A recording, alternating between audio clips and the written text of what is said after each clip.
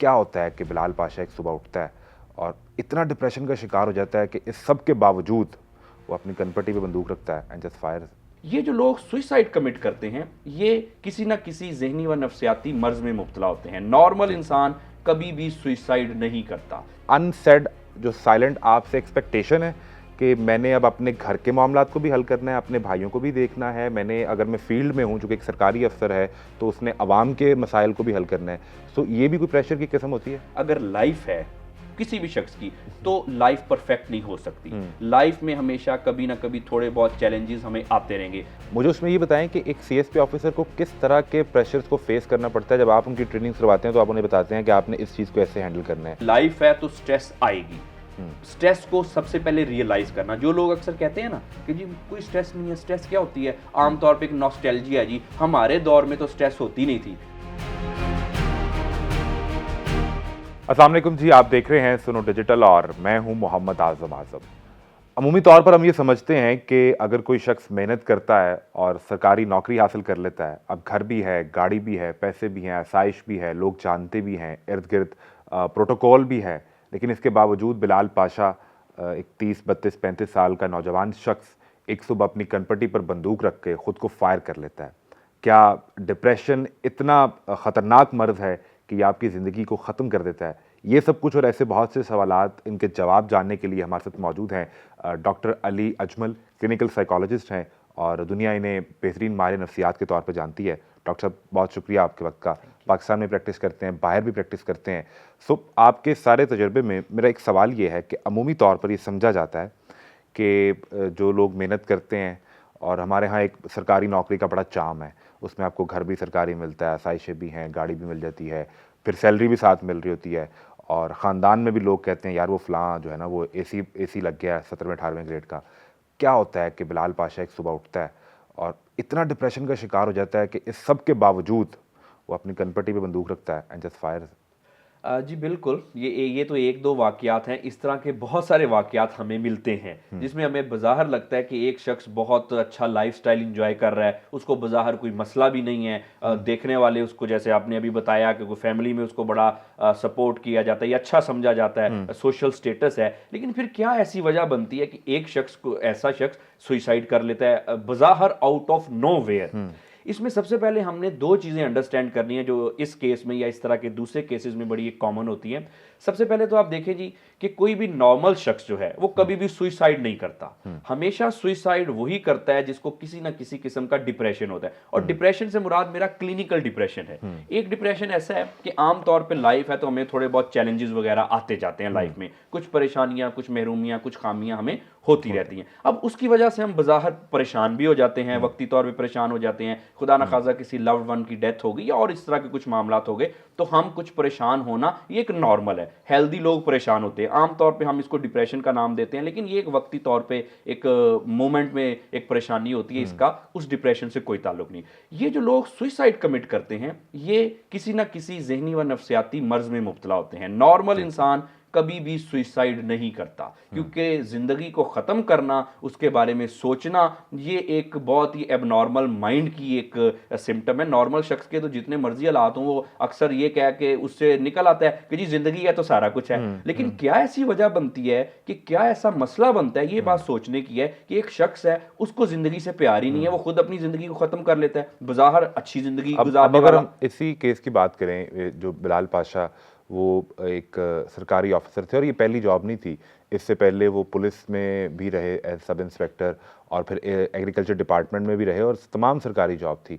तो पैसे भी थे, आसाइश भी थी, और एक बड़े हम्बल बैकग्राउंड से वो उठकर आए और अपनी ज़िंदगी बना ली। तो ऐसा क्या प्रेशर हो सकता है कि वो डिप्रेशन इस हद तक चला जाता है? अब इसमें ना एक बड़ी मिसकंसेप्शन है हमारे माशरे में कि जो सुइसाइड कोई बंदा कमिट करता है, या ये कल तो ठीक था आज इसने सुइसाइड कर ली, वो बज़ाहिर ठीक लग रहा होता है लेकिन उसको कोई ना कोई अंदर मसले चल रहे होते हैं। मिसकंसेप्शन क्या है कि शायद जहनी व नफ्सियाती मर्ज उसी को है जिसको कोई उर्फ़े आम में हम कहते हैं कि पागल है, कि जैसे पागलों जैसी हरकतें कर रहा है कि बाल बिखरे हुए हैं, कपड़े फटे हुए हैं, उसको अपना कोई हाइजीन का ख्याल नहीं है। ये भी होता है, कुछ स्किज़ोफ्रेनिया एक मर्ज है जिसके कुछ सीवियर केसेस में ऐसी हालत भी हो जाती है, लेकिन ऑलमोस्ट 150 के करीब ज़हनी व नफ्सियाती अमराज हैं। आगे फिर उनके मुख्तलिफ स्पेक्ट्रम हैं, यानी कि मुख्तलिफ कैटेगरीज। तो ये तकरीबन करते करते कोई 500-600 किस्म की ज़हनी व नफ्सियाती बीमारियां बन जाती हैं। और उसमें हर बीमारी में ये सूरत नहीं होती कि बाल बिखरे हो, नो गंदे नो कपड़े नो पहने नो हो। हार्डली 2 या 3 में होंगी, जैसे मैंने बताया कुछ स्किज़ोफ्रेनिया की तो पर्टिकुलर टाइप है। फिर तो पता ही नहीं चलेगा कि नहीं पता आपके चलेगा। सामने बैठा मैं या मेरे सामने बैठे आप किसी बिल्कुल मर्ज के नहीं शिकार पता हैं। चलेगा, नहीं पता चलेगा। सफरिंग इन साइलेंस, वो साइलेंस में सफर करता रहेगा। अभी इसी जो आपने केस के जिक्र किया कि बाहर तो शायद हो सकता है उसने अपने सुसाइड से पहले वाले दिन जॉब में गया हो, सबसे नॉर्मल लगा हो, किसी को पता भी ना हो कि इसने कुछ ऐसा करने जा रहा है, तो अंदर ही अंदर वी सफर इन साइलेंस, लेकिन मसले होते हैं। तो बड़ा आपने बड़ी अच्छी बात की कि कुछ बीमारियां एक दो जैसे मैंने बताया कि होती हैं जिसमें बाहर लगता है, बाकी में तो लगता ही नहीं है। अब कैसे, क्या होता क्या है? देखें, जो ज़हनी व नफ्सियाती बीमारी है ना, वो अपीयरेंस से ज़्यादा वो हम जैसे मैंने बताया कि वी सफ़र इन साइलेंस, हमारे रिलेशनशिप ख़राब रहते हैं। क्योंकि अगर किसी बंदे को डिप्रेशन है, स्ट्रेस है, एंग्जाइटी है, किसी किस्म के मसले हैं, सबसे पहले ये उसके थॉट पे इफेक्ट करेगी। ये एक सोचने की बीमारी है। अब सोच डिट्रैक हो गई, सबसे पहले क्या होगा? रिलेशनशिप ख़राब हो गई। आजकल आप देखें कि इतनी स्ट्रेस है लोगों में कि जो हमारे डाइवोर्स रेट हैं वो बहुत ज़्यादा हो रहे हैं, बढ़ चुका हुआ है। बिल्कुल। बच्चों में आप देखें कितना चिड़चिड़ापन आ रहा है, हम कितने शॉर्ट टेम्पर्ड हो गए हैं, क्राइम रेट कितना ज़्यादा हो गया है। तो ये सारा ज़हनी व नफ्सियाती सेहत की खराबी की वजह से है। क्यों? क्योंकि वी सफ़र इन साइलेंस। उसके बाद क्या हुआ? मूड हमारा खराब रहा। ये एक ज़हनी मर्ज का मसला है। हमारे रिलेशनशिप लोगों से खराब हो गए। आपने रिलेशनशिप की बात की। अब हम जिस पर्टिकुलर केस की बात कर रहे हैं, बिलाल पाशा, इनके बारे में रिपोर्ट हुआ कि इनकी शादी हुई कुछ 6-8 माह पहले और वो कुछ अरसा ही चल सकी और फिर अलैदगी हो गई, डाइवोर्स हो गई। तो उसकी भी फिर वजह यही थी कि वो अपने मामलात को बेहतर तरीके से मैनेज नहीं कर जी पाए। ऑब्वियसली देखें जी, सबसे पहले इसमें कि डिवोर्स होना ये तो एक स्ट्रेस है। ऑल्थो कि हम कुछ लोग इसको फील नहीं करते या नहीं कराते कि नहीं नहीं कुछ नहीं हुआ, इटसेल्फ ही एक स्ट्रेस है। यार ऑब्वियसली जी, ये डिवोर्स जो है, चाहे वो दोनों ने अपनी मर्जी से ही की हो कि जी हमारा गुजारा नहीं है, आम तौर पे ऐसी डिवोर्स भी होती हैं, लेकिन फिर भी डिवोर्स इटसेल्फ एक बहुत एक स्ट्रेस ट्रिगरिंग मसला तो है। इससे स्ट्रेस तो होती है। अब इस पर्टिकुलर केस की अगर हम बात करें तो अगर जैसे आप बता रहे हैं कि इनकी डिवोर्स थी, तो ऑब्वियसली इसके अब 2 फैक्टर हैं। पहली बात तो ये है कि सिर्फ आम तौर पे एडजस्टमेंट के मसले की वजह से डिवोर्स नहीं होती। कभी कभी ऐसा भी हो जाता है जब हम हस्बैंड वाइफ एक दूसरे से शिकायत करते हुए दिखाई देते हैं कि जी आपका मूड बड़ा खराब रहता है, आप टाइम नहीं देते जी, आप जी गुस्सा बहुत करते हैं। अब नॉर्मल शख्स जो है वो क्यों गुस्सा करेगा?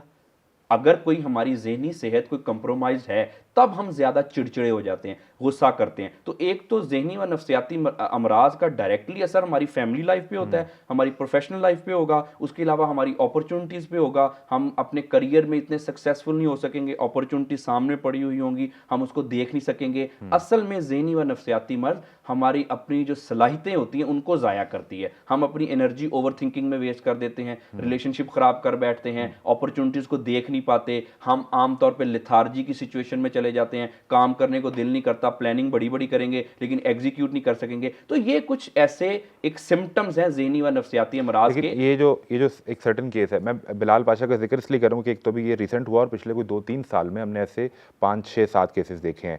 अब पाकिस्तान में सबसे ज़्यादा हाईली पेड, अगर मैं नहीं कहूँ, लेकिन जो सबसे ज़्यादा जिस जॉब की ख्वाहिश होती है वो CSS करके आप सरकारी अफसर लग जाएं 17वें-18वें ग्रेड के, हर बच्चा यही सोच रहा होता है। उनके वालिद ये बताते हैं कि वो अपने बाप को फ़ोन करके कहा करता था, चूँकि सबसे छोटे थे बिलाल पाशा, तो वो कहते थे कि मेरे बड़े भाइयों के भी जो मसाइल हैं उन्हें मैं हल करूँगा। अब ये एक प्रेशर है, अनसेड जो साइलेंट आपसे एक्सपेक्टेशन है कि मैंने अब अपने घर के मामलात को भी हल करना है, अपने भाइयों को भी देखना है, मैंने अगर मैं फील्ड में हूँ, चूँकि एक सरकारी अफसर है, तो उसने अवाम के मसाइल को भी हल करना है। सो ये भी कोई प्रेशर की किस्म होती है? ये ऑब्वियसली प्रेशर तो होता है। कुछ जब हमसे कोई एक्सपेक्टेशन की जाती है या हमने कुछ करना होता है, तो ये एक काम करने की स्ट्रेस तो होती है। अब अगर इसी को इस केस पे ज़रा जनरलाइज करें, एक्सपेक्टेशन है, कुछ करना चाहते हैं, ज़्यादा फील कर रहे थे कि मैं ये करूँगा अपने, जैसे बता रहे हैं ब्रदर्स के लिए, तो ये एक्सपेक्टेशन की भी हमारे ऊपर एक बहरहाल स्ट्रेस होती है। अब इसमें भी 2 चीज़ें हैं कि कौन शख्स कितनी ज़्यादा स्ट्रेस को अपने ऊपर सवार करता है या कौन कितना ज़्यादा स्ट्रेस रेजिलिएंट है। इसमें ना एक चीज़ हमने इस मामले को समझने के लिए बड़ी ज़रूरी है समझने के लिए। देखें, अगर लाइफ है, किसी भी शख्स की, तो लाइफ परफेक्ट नहीं हो सकती। लाइफ में हमेशा कभी ना कभी थोड़े बहुत चैलेंजेस हमें आते रहेंगे। अब अगर इस केस पे आए कि जी एक्सपेक्टेशन ज्यादा होगी, डाइवोर्स का मसला हो गया, या जॉब प्रेशर हो सकता है ऑब्वियसली, उसके अलावा फिर कुछ सोशल प्रेशर हो सकता है कि जी बाहर तो सीएसपी हैं, अब इतनी लाइफस्टाइल भी मेंटेन करें। अब वो शायद ये भी आमतौर पे बड़ा मतलब यंग ऑफिसर पे जो मेरा एक्सपीरियंस आया प्रेशर होता है कि अभी नया नया उनकी जॉब हुई है 17 या 18 में, अभी कुछ बहुत ज्यादा उनकी कुछ डेवलपमेंट नहीं हुई, लेकिन प्रेशर आ गया क्योंकि आप सीएसपी हो गए, आपका ये लाइफस्टाइल है। वो बहुत सारे तो लोग इस तरह से मेरे खुद अपने पर्सनल एक्सपीरियंस में आया, उनके साथ इंटरेक्शन में हो रहा होता है कि यार मेरे पास तो गाड़ी नहीं है, मैं तो अभी ये एक प्रेशर इस तरह का आमतौर पे लोग जो है फील कर रहे लेकिन होते हैं। आपको उस क्लास में बैठने के लिए, मेंटेन रखने के लिए जरूरी है कि आपकी अच्छी नई गाड़ी हो, अच्छा फोन हो, कपड़े अच्छे पहने हो, आप वहां बैठ के खाना खाएं जो बड़ी महंगी जगह हो। तो ये एक्सपेक्ट किया जाता है सीएसपी या ऑफिसर ऑब्वियसली से। एक्सपेक्ट किया जाता है। आप देख रहे हैं एक प्रेशर तो है।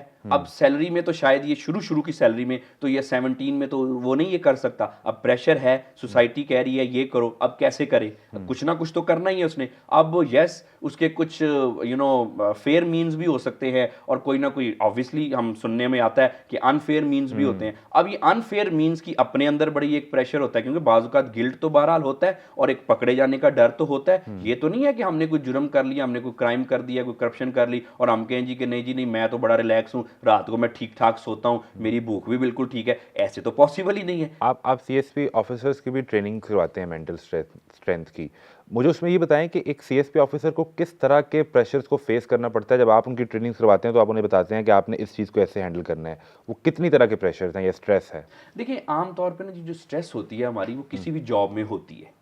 अब आप देखना मीडिया की जॉब में भी तो एक स्ट्रेस है। अब कोई भी डेडलाइन हमने मीट करनी है, उसका एक स्ट्रेस तो रहेगा।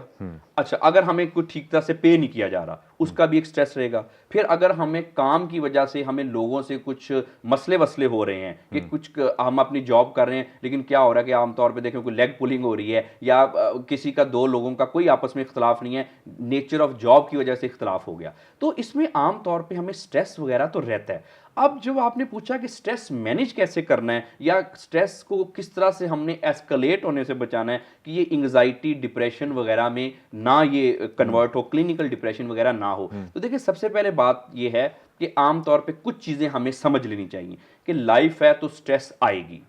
स्ट्रेस को सबसे पहले रियलाइज करना। जो लोग अक्सर कहते हैं ना कि जी कोई स्ट्रेस नहीं है, स्ट्रेस क्या होती है, आमतौर पे एक नॉस्टैल्जिया है जी, हमारे दौर में तो स्ट्रेस होती नहीं थी। भाई आपके दौर में शायद चीजें ऐसी होती भी नहीं थी। हर जॉब के अब डिफरेंट तकाजे हैं। अभी जो हमारे 90s के बच्चे हैं या जो अभी 20th सेंचुरी के बाद के जो हमारे बच्चे पैदा हुए, अब उन्होंने तो वो दौर नहीं देखा, उनकी तो यही लाइफ है, उनका तो बचपन यही है, cell phone and all that. तो सबसे पहले तो हमने इस नॉस्टैल्जिया से बाहर आना है कि ये हमारे दौर में तो ऐसे होता नहीं था। अब दौर डिफरेंट है। स्ट्रेस को मैनेज करना है, सबसे पहले स्ट्रेस को रियलाइज करें। स्ट्रेस होती है, अगर आप रियलाइज नहीं करेंगे तो आजकल आप देखें जो लोगों को इतने क्रॉनिक इलनेसेस हैं, कोई दिल के मसले हैं, कोई डायबिटीज़ है, कोई स्किन के प्रॉब्लम है, कोई मसल के हैं, कोई जॉइंट के मसले हैं, ये सारे के सारे ज़्यादातर स्ट्रेस की वजह से होती हैं। अभी हमने रिसेंटली एक केस देखा मौलाना तारिक जमील के बेटे आसिम जमील का।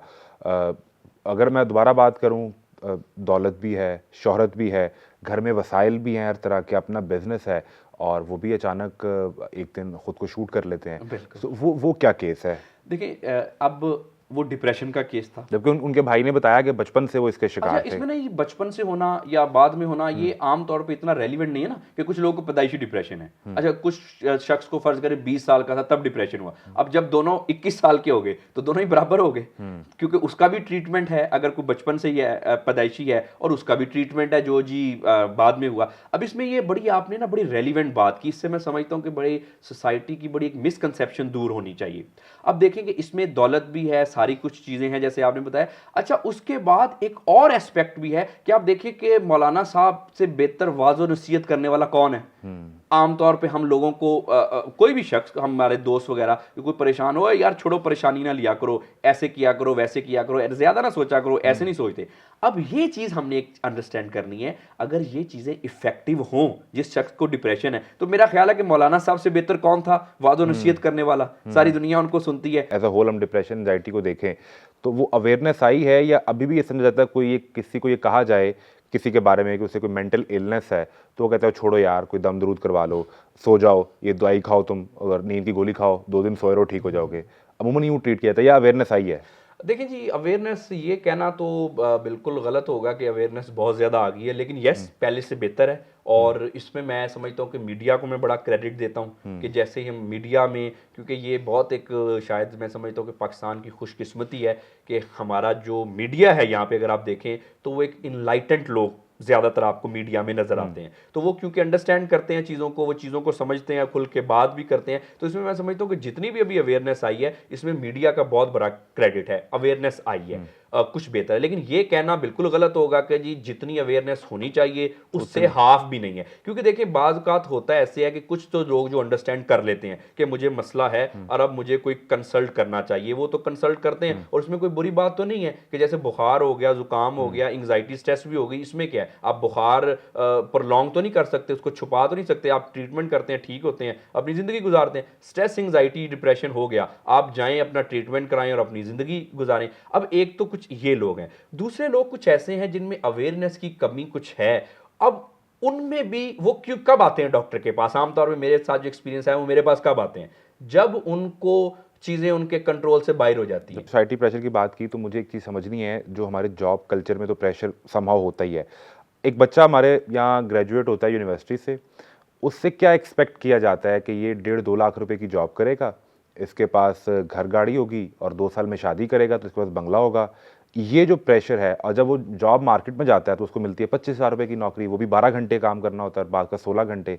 ये प्रेशर किस तरह आपको इफ़ेक्ट करता है? जी बिल्कुल, ये प्रेशर तो बड़ा नेगेटिवली इफेक्ट करता है। सबसे पहले तो आप देखिए कि ये जब एक्सपेक्टेशन हर्ट होती हैं कि हर शख्स ने अपने ऊपर एक चीज़ बनाई होती है कि ना मुझे चाँद चाहिए, तो हर एक को तो शायद चाँद नहीं मिलता। तो ये जो इलॉजिकल और अनरियलिस्टिक एक्सपेक्टेशन होती है उसके बाद जो हर्ट होती हैं, तो ये एक बहुत बड़ा एक ट्रॉमा है। आम तौर पे इसमें देखा गया कि एक मर्ज़ है, उसको हम कहते हैं PTSD, post traumatic stress disorder. अब बहुत सारे लोग जब ये एक्सपेक्टेशन इतनी हर्ट होती हैं तो वो तो बिल्कुल बाकायदा पीटीएसडी के मरीज़ बन जाते हैं। उसके बाद फिर आप देखें कि जब फिर आमतौर पे शादियां वगैरह हो जाती हैं जी। तो उसके बाद आमतौर पे वाइफ कहती है मैं तो ये एक्सपेक्ट कर रही थी, इतने में तो गुजारा ही नहीं है। अब उसका एक ट्रॉमा, उसका एक प्रेशर फील होता है जिसकी वजह से फिर झगड़े वगड़े, और आजकल जैसे मैंने बताया कि रिकॉर्ड डाइवोर्स रेट हैं। बहुत शुक्रिया आपके वक्त का, और हम अपने देखने वालों से ये कहेंगे कि अपने इर्द गिर्द लोगों को सुनिए, बात कीजिए, ताकि आपको अंदाज़ा हो सके कि उनके अंदर उनकी ज़िंदगी में क्या चल रहा है। ये मत समझिए कि आपके सामने बैठा हुआ शख्स, अगर वो एक सीएसपी ऑफिसर ही क्यों ना हो,